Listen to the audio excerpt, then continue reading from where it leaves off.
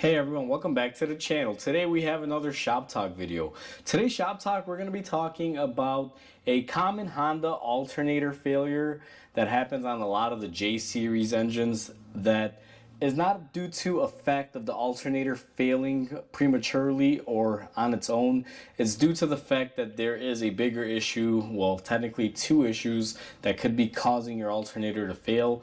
And if you've ever replaced one of these and then had to replace it again, it's because you didn't get to the root cause, and we're going to be talking about all this today. Now, before we go ahead and begin, like always, if you haven't subscribed to the channel, hit the subscribe button down below, smash the like button because it helps the channel out. With that said, let's go ahead and get into today's topic.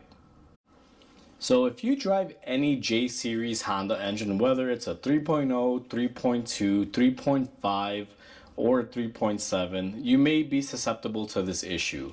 Now, I've seen a lot of mechanics and even customers where they have an alternator failure on one of these engines, and they simply replace the alternator to find themselves back in the same boat in a couple months to a couple weeks, depending on the severity of the main issue. And the reason why is because they haven't fixed the root cause of what's causing the alternators to fail.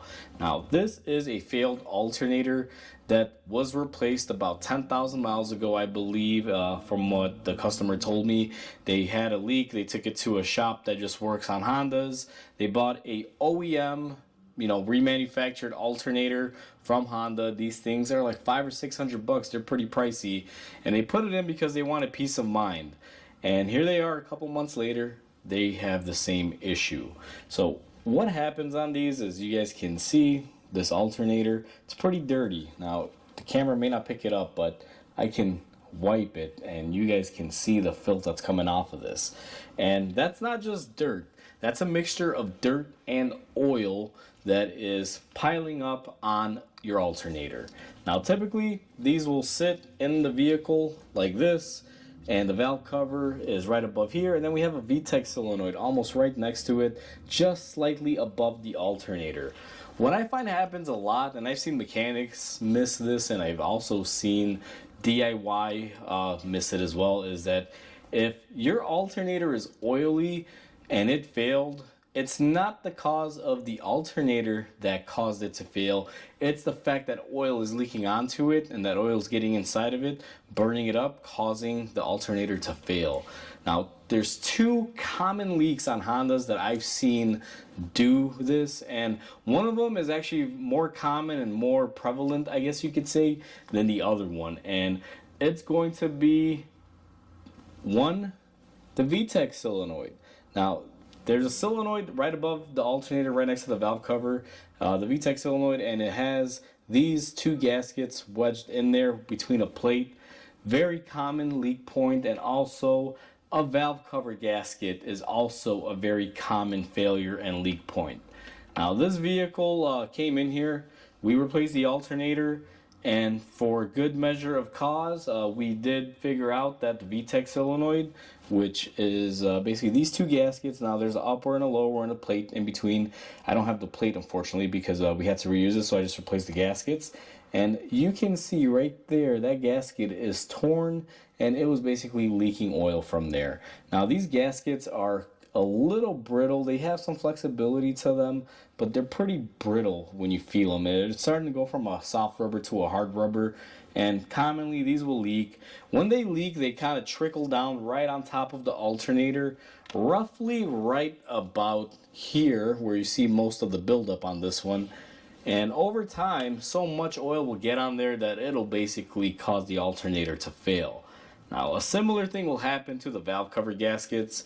The reason why we replaced the valve cover gaskets on this one is due to them having a slight leak. Now, these gaskets weren't that bad. It was just leaking at the opposite corner where you're supposed to dab them with silicone. I believe the silicone had failed, but the customer wanted to do the alternator, a full tune-up, valve cover gaskets, pretty much just kind of knock it out of the park.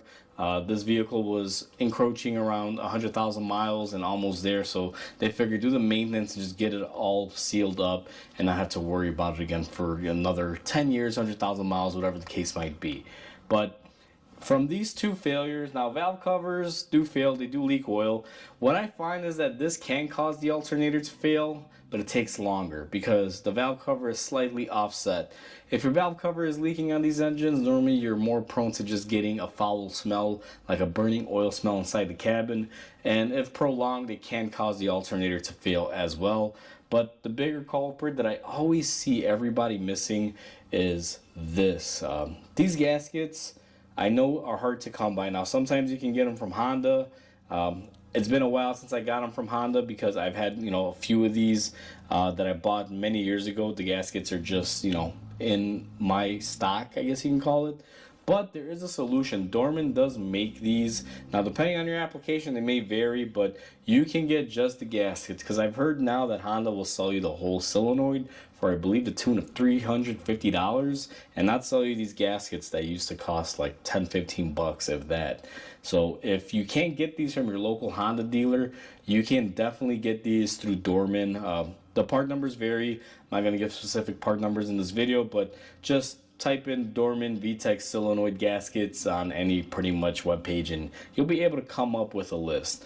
Now, these are always the culprit in my opinion because the solenoid directly sits on top of it, and it's just a very common leak point that many people miss. So the best way to look for these leaks is quite simple.